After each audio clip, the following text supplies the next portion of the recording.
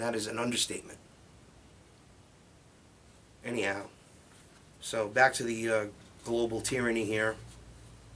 So now, Gardasil has been found to contain genetically modified rDNA of the human papillomavirus, which experts say can lead to cellular mutation and other unknown consequences. Of course it does!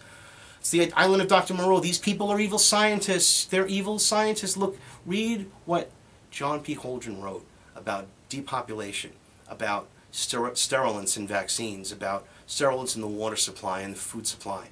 Please, you have to understand, this is no joke, everybody. This is real and out there, and it's like happening, and nobody seems to pay any attention to it. And that's why here at We Are Change, we're going to tell you what the mainstream media refuses to tell you, and the real truth. And then when you look up what I say or anything you think that doesn't make sense, it is true. Look it up. Find it out. You too, FBI guys. All of you. Everybody. Anyone who would like to gripe about any of these issues, or you're upset that your rights are being violated, or feel that, or think that I'm crazy and think that, you know, I don't know what I'm talking about, please give us a call. We're live here at 772-905-3018, or like us at Informed Radio on Skype. That's NFORMD Radio on Skype. Okay, so now we know Merck is in bed with the politicians. What else is new? They're the ones that wrote the Obamacare bill, the drug companies. So, shocking news.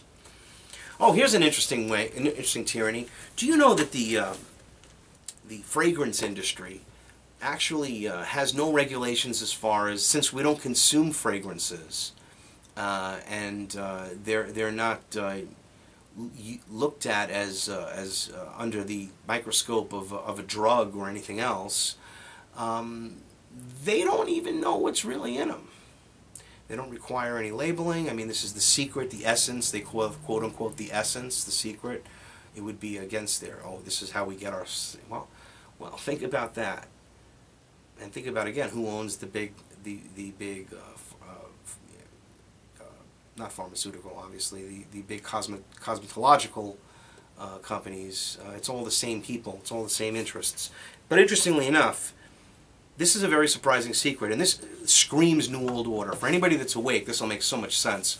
But if you're not, maybe you'll start to say, wow, that's such a coincidence. Well, didn't he say that they do everything opposite that they say? Like if they're going for peace, they're really making war, or if they're fighting, you know, they're going for liberty, they're really creating tyranny. Yeah, that's what I'm talking about. Well, here you go. A surprising secret ingredient. The perfume that was called Promise Me. In April 2001, Susan G. Komen, The Cure, America's largest breast cancer foundation, released Promise Me. And it was a perfume that was described as a sophisticated, floriental fragrance whose feminine heart evokes softness and beauty. The perfume's pink beribboned bottle referenced the famous campaign, while its name alludes to Promise Me, the memoir of Komen founder Nancy Brinker, who promised her dying sister, Susan G. Komen, that she would do her best to end the suffering caused by breast cancer. Now, listen to this. This just blew me away. The perfume was designed and produced by TPR Holdings, a consumer products company that manufactures a wide array of colognes and cosmetics. In return for Komen's endorsement, TPR donates $1 million a year to the charity. The perfume does not list its ingredients on the label, so the advocacy group for the breast cancer action, now here we go, some people that are awake and say, well, you know, let's check what this stuff is, sent a sample to the Petaluma, California-based chemical laboratory, Analytical Sciences. This is getting better. What they found was a surprise.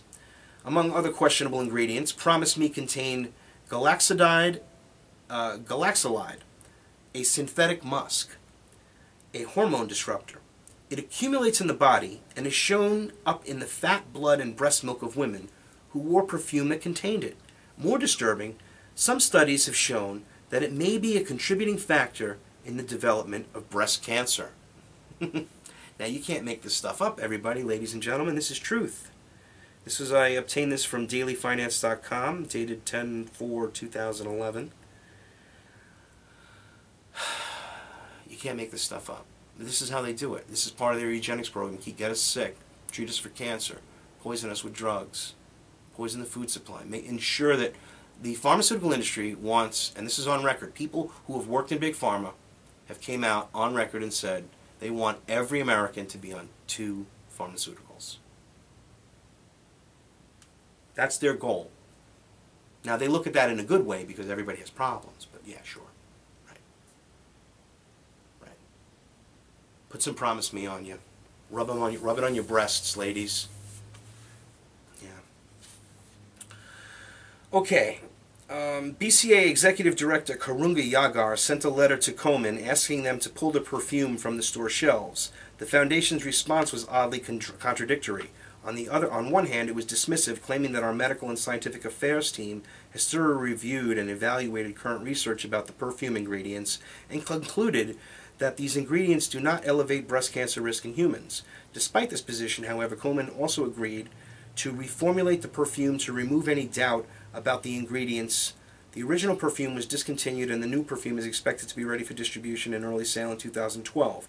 In the meantime, the original version of Promise Me, complete with glycoside, is still available at Nordstrom, Amazon, and dozens of other stores. So, give your money to United Way and UNICEF and Susan G. Komen, and they're going to help you. We're going to cure, there's going to be an end to poverty. After all the billions and billions and trillions of dollars that they've collected, they're going to end poverty.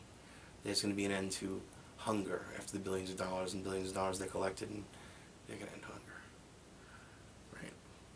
Right? It's unbelievable.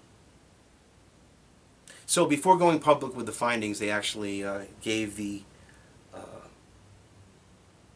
Susan J. Komen Foundation, a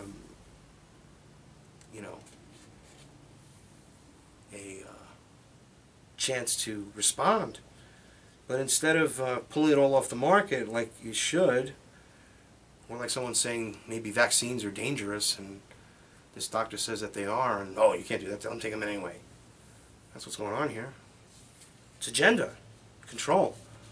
So these breast cancer foundations, I'd look closely into this, into your breast cancer foundation that finds that there's a deadly cologne here that causes cancer, that maybe a lot of it was sold already. You said, the hell with it, and let's not tell anybody. The hell with it.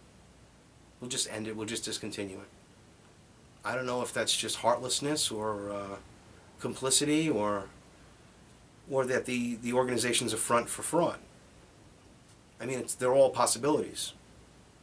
Legitimate possibilities. Susan G. Komen should be really closely looked at.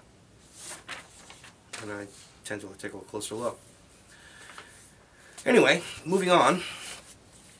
Afraid of Truth. Oh, this is from our local We Are Change. Luke Radowski of We Are Change in New York was down at the Occupy Wall Street, and he tried to interview Special Advisor for Green Jobs, yeah, green fraud in the Obama administration, Van Jones, about the demand by the families of 9/11 victims for a new investigation. Of course, Jones attempts to avoid answering the question, and his security people mishandled. They try to manhandle Radowski and move him around out of the way, but he signed a petition that was used by the neocons, mostly notably the disinfo operative Glenn Beck, and establishment Republicans to take him down. Beck and the Republicans, of course, are no friends of 9/11 Truth, and used Jones' signing to claim here that he hates America. And Jones, thanks to We Are Change, yes, thanks to We Are Change, and to, of course, Luke Radowski, who's out there every day fighting the New World Order, exposing these criminals, confronting David Rockefeller directly. Oh my God. That's what we got to do, get in these globalists' face. They're really whimpering, fearful people. I mean, you would think, with all the power and money that they have, that they would be, like Rambo type people, but no. They're absolutely like the character in Private Ryan that lets his buddy die and doesn't do anything because he's afraid. They're cowards. He's a coward, real coward. These are cowards.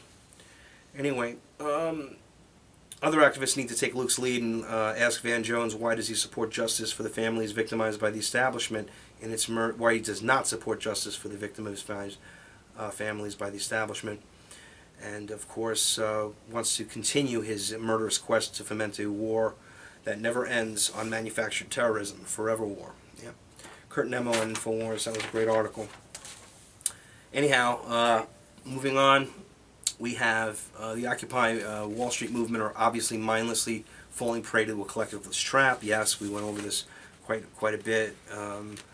They're obviously being co-opted and controlled. MoveOn.org, others, including the George Soros crew, his Media Matters. Oh yeah, they were mentioning something about the fact that these people are like, this mob mentality is all controlled. I mentioned this about Charlotte Isby. Here's a little note on that. Most Americans participating in the Occupy Wall Street movement have come through the state education system, whose chief objective, according to Charlotte Isby, is teaching groups. Now, again, she was fired by Reagan. She was the head of the Department of Education, and Reagan fired her because she revealed this. It's teaching groups, and thus what's the objective? And of course she identified this in 1981, was that according to Charlotte Isby, the objective is teaching groups and thus individuals to be obedient. So by co-opting these movements into these groups to obey, you know, like let's go what these groups want to do, it's the same thing. It's the same thing that actually Russell said again, Bertrand Russell, about you know, conditioning the children, diets, injections, and injunctions will, over time, condition the people so that they would not be able to resist. I think he even mentioned that it would be like sheep objecting to the practice of eating mutton. You know, it's just bizarre. Anyhow, there is establishing fear in a police state. And notice that we already have free speech zones in the U.S., while prospective protesters in the U.K. must apply with the city police for licenses to demonstrate. That's crazy. Just having a free speech zone just makes me sick. So where is it heading? Well, if you take into account by the level in which the Occupy Wall Street movement has already been co-opted by the progressives and the Democratic Party, among others, trying to blame everybody else, basically communists, and endorsed wholeheartedly by staunch globalists, those are the communists, within the U.S. power structure like Ben Bernanke, President Obama, Nancy Pelosi, and that crew. The Occupy Wall Street movement will probably morph into a permanent left-wing counterweight to the now Republican co-opted Tea Party movement. That would make sense. Continue the... Now, instead of there being a two-party division or a two-ideology division, let's make it four ideologies, so we have two on each side. Yeah. Instead of that third party, let's make a four. You know, it's more division. Well, it's easier to divide by 4 than it is by 3 now, isn't that true? Interesting there. Definitely strange stuff. Okay, the Wall Street protests, of course, came to Hartford. We Are Change, Connecticut was down there. Jim Russell and I, we had some stuff to say. I posted some stuff on wearechangect.org. You can all go there and check out footage from there, and of course pictures that were taken. They are still occupying the area. We were raising awareness to end the Federal Reserve, again putting awareness on the actual problem, which is the controllers who own these banks, the Rockefellers, Rothschilds, the Loebs, and others that I can go down the list. And there's about 12 families that are well, six central banks that are involved in controlling the Federal Reserve. Look closely at it. It's very, very interesting, and of course you'll be enraged to find out that the entire system is a fraud to enrich the banks and enslave the people. So we may have gained our independence from England as far as political independence in government, but the banks have continued to control and enslave the American population. Andrew Jackson managed to rout the banks out, and we had some prosperity, the greatest period of prosperity in American history. And that was taken away by the same Rothschilds that he routed out. some 70 years later with the founding of the Federal Reserve.